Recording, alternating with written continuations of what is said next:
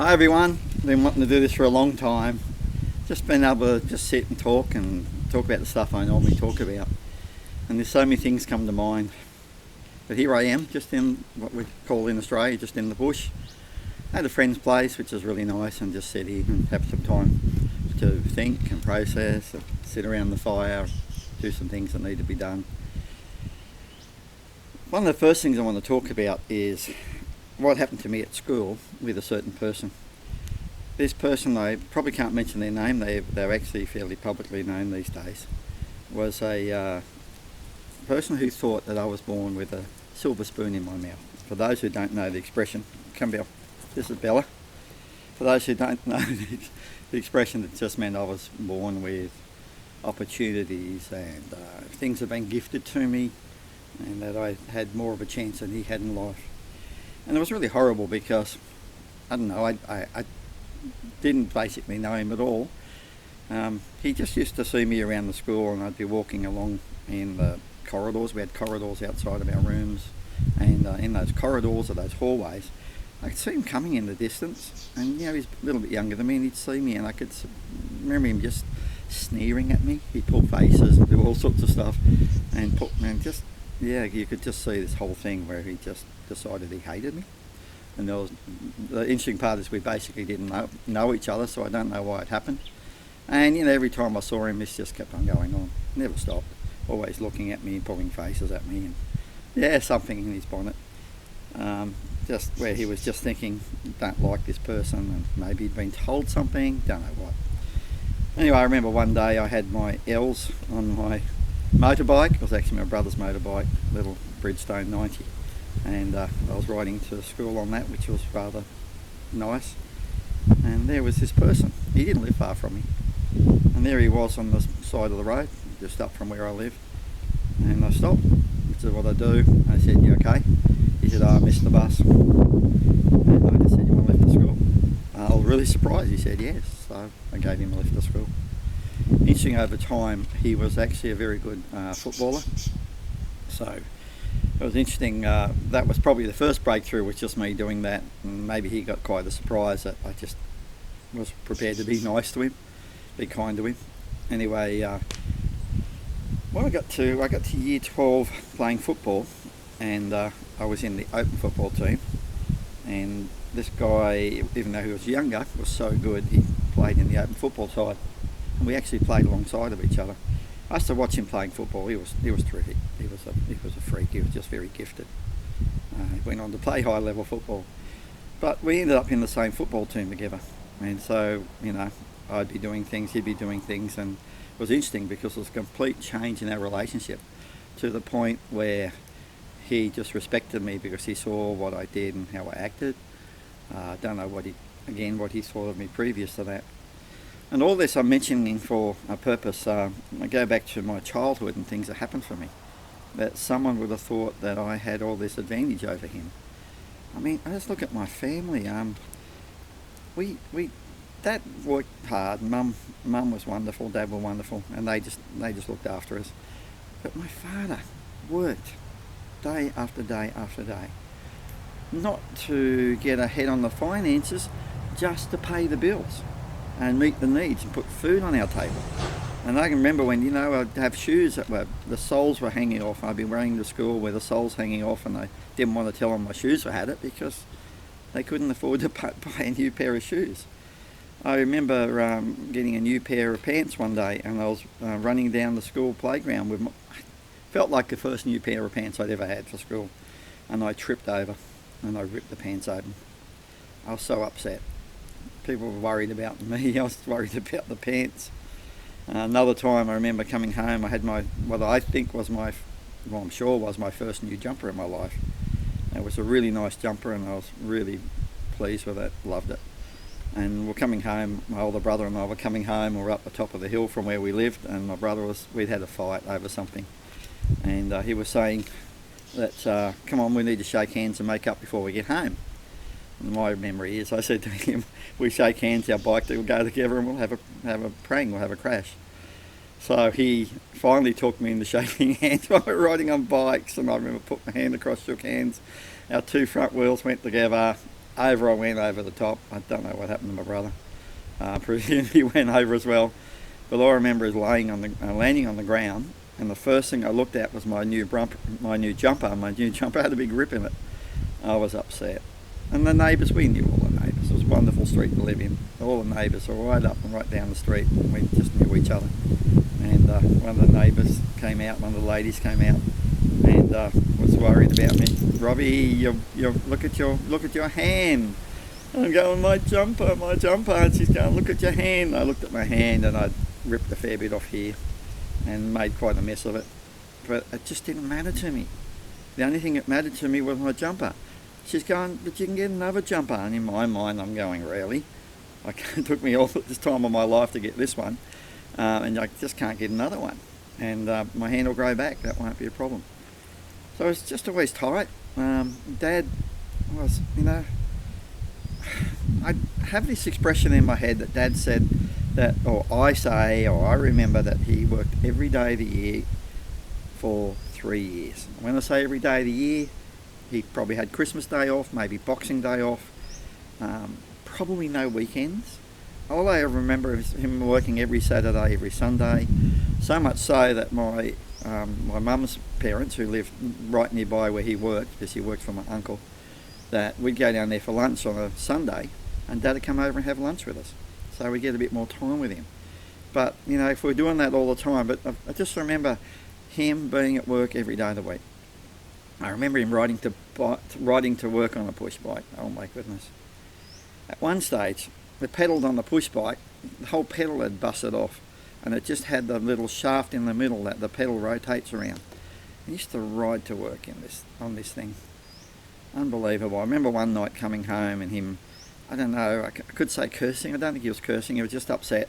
And he'd come in, he's carrying his bike, and he'd been in the rain, riding home on this thing without a proper pedal, and he'd fallen off. And you go, my goodness, he had it tough. So I have a statement which I say he worked every day for 3 years. I should talk to my brothers about it, see if they remember. But that's what I always remember. Every day, yeah, literally every day, except for maybe Christmas Day, maybe Easter. I don't know. I can't even remember him having Easter off. We just didn't have weekends. I do remember over a period of time he'd get 2 weeks off at Christmas and we'd go camping, and that was wonderful. I do remember sometimes at other times, maybe when things were a bit better, that we'd go for a drive on a Sunday afternoon. We'd just get out in the bush and just drive. And Dad would say which way you want to go, and someone would say left, someone would say right, someone would say straight ahead, and we'd just drive out and go places and look in creeks and rivers and muck around and just have fun doing nothing. It was just this whole concept all the time that things were just so tight. I remember, one more I can remember, is I wanted a push bike, and found out later on he picked up a second-hand push bike. I think a push bike maybe he even picked up for nothing. And he had it in the garage, and we weren't allowed in the garage, and he cleaned it up and spray painted it and had it looking like new. And it was fantastic. I was just so tickled pink. It was just fantastic. Just the joy of what he did for us was just amazing. Another one comes to mind is, as I'm thinking about it, is I remember Mum, I didn't understand. Mum would get me to go to the shops for her. So I'd go to the shops and I'd buy tomatoes and eggs and bits and pieces. I'd just go up to the shop and buy stuff. The interesting thing is, when I had push bike, I'd ride my push bike up, never thought about chaining it up, just knew no one would steal it. Do remember one time though, going to this local swimming pool, and on the handles, the little levers on the handles, I bought this little, I think it cost 20 cents, little plastic covers went on there, and I was at the Cabramatta swimming pool, and when I come out, someone had pinched my 20-cent covers off it. I mean, it meant a lot to me, but they went and pinched them. I went, my goodness. But anyway, someone did that. Oh dear. Yeah, so Dad got these bikes for us and set it up, and I thought it was absolutely wonderful. So one time I was riding up to the shops, and I remember Mum saying to me, Robbie, this is my last $5. My last $5.